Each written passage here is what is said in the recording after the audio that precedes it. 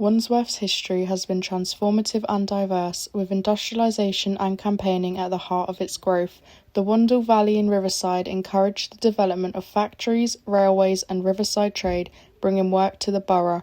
Due to overcrowding, preservation of the commons was vital and heavily campaigned over, with the space being known as the green lung for the working classes.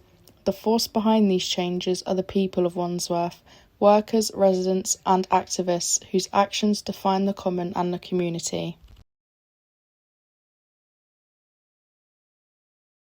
And in terms of what we learn about the various sort of struggles and campaigns, if you like, to preserve and protect the community and the environment, Wandsworth Common is a good example of that, because we'll talk about it a bit later, but it was subject to a number of enclosures and encroachments over the years.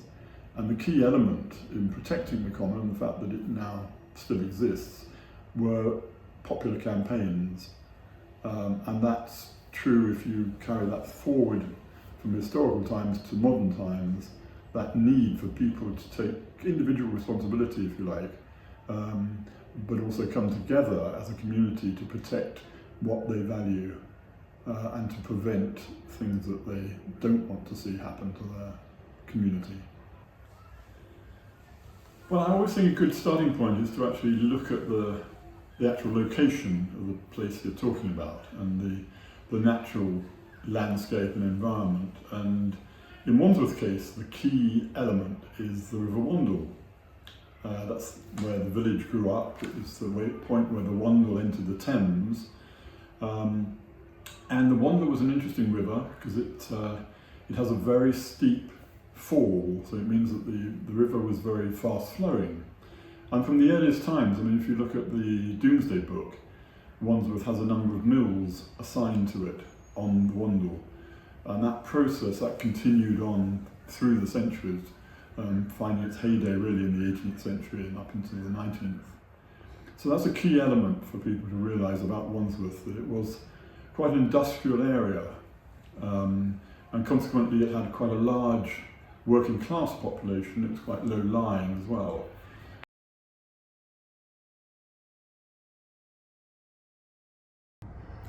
Well, it's a long story, but the important thing about the Wandle is the water power, and the power of the water wheels in particular, and the growth of the mills. This started a long time before Wandsworth became a town at all. The Romans, 2,000 years ago, milled corn on the Wandle in various different places.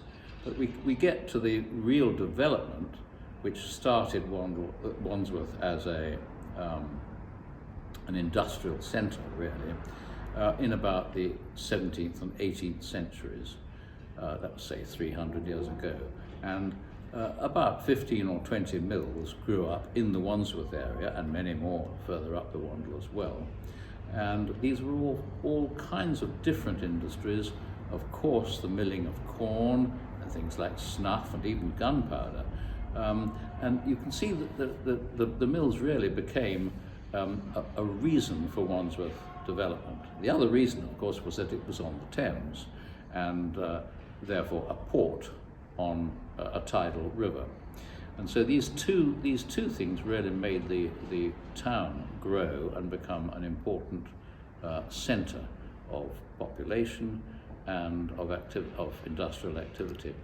Well, this is a story of a lot of the common land around here. It was, of course, used. It was very, very important, really, for people in the Middle Ages and 200, 300, 400 years ago, because if you needed somewhere to keep your livestock, graze your horses.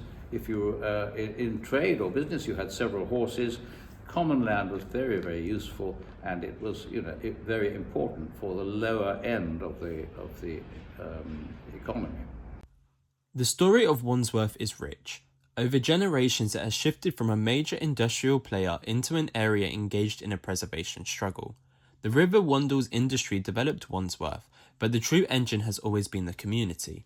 John Buckmaster's defence of the common against the railway companies in the 1860s began a tradition of local campaigning which has not ceased.